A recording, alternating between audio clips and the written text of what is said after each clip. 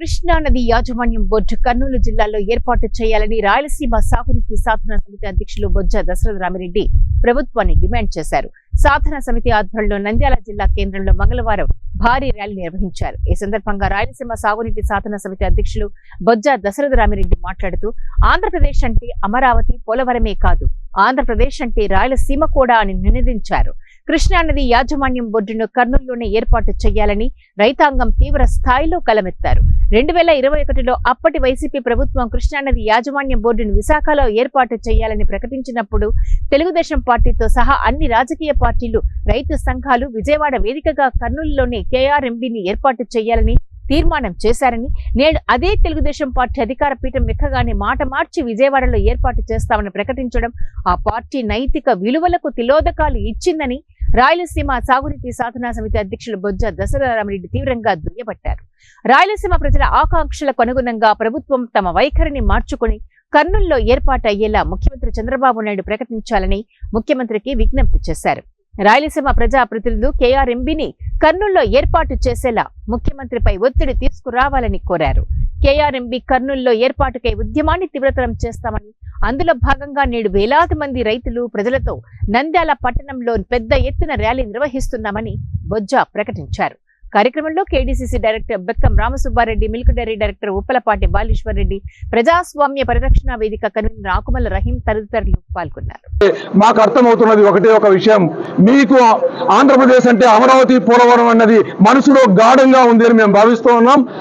దాంట్లో నుండి బయటికి రండి అని చెప్పి మేము వినవిస్తూ ఉన్నాం. మీరు అమరావతి, పోలవరం అంటుంటే రాష్ట్రంలో ఉన్న మిగతా ప్రజలందరూ కూడా మీరు కించపరిచినట్టుగాని మేము భావిస్తూ ఉన్నాం. ఈ రోజు మీరు ఆ కించపరిచే మాటలు మానేసి ఏపీ అంటే ఆంధ్రప్రదేశ్ అనేది మీరు గుర్తుంచుకోవాలి. ఈ రోజు 65% వెనకబడిన ప్రాంతాలు ఉన్నాయి. ఇక్కడ మీరు అనుకుంటున్నట్టు అమరావతి, పోలవరం అని మీరు ఏ మాటలు మాట్లాడుతున్నారో ఆ మాటలకు సంబంధించిన వరకు కేవలం ఆంధ్రప్రదేశ్ లో 13-14% భూభాగం మాత్రమే ఉంది, ప్రజలు ఉన్నారనేది గుర్తుంచుకొని మిగిలిన 25% ప్రజల యొక్క క్షేమాన్ని, 65% ఉన్న వెనకబడిన ప్రాంతాల క్షేమాన్ని కూడా మీరు చూడాల్సిన అవసరం ఉంది. మీరు చాలా తెలివైన వారు, విజనరీ 2047 డాక్యుమెంట్ చేస్తున్నారు, కానీ ఒక చిన్న మిస్ లింక్ అవుతున్నట్టుగా మేము భావిస్తూ ఉన్నాం. మొహానికి పౌడర్ వేసుకొని, స్నోలు వేసుకొని అందంగా కనపడాలన్నట్టుగా అమరావతి, పోలవరంతో మీరు షో చేయాలనుకుంటే 65% భూభాగం ఉన్న దాంట్లో అంటే అది ఒక గుండెకాయ లాంటిదో, ఒక లివర్ లాంటిదో, ఒక కిడ్నీ లాంటిదో పక్షవాయు వచ్చి కాళ్ళు చేతులు చచ్చిపోతే ఆ బాడీ బాగుంటుందా? మీ అందమైన మొహాన్ని చూపించి మీరు పరిగెత్తగలరా అనేది ఒక్కసారి ఆలోచన చేసుకోవాలి.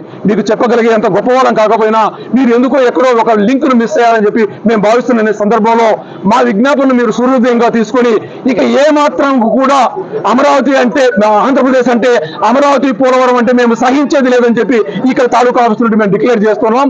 ఆంధ్రప్రదేశ్ అంటే అందరి ప్రదేశ్ అనేది మీరు డిక్లేర్ చేయాలి. ఈ ప్రాంతానికి కావాల్సినవన్నీ కూడా చేయాలి.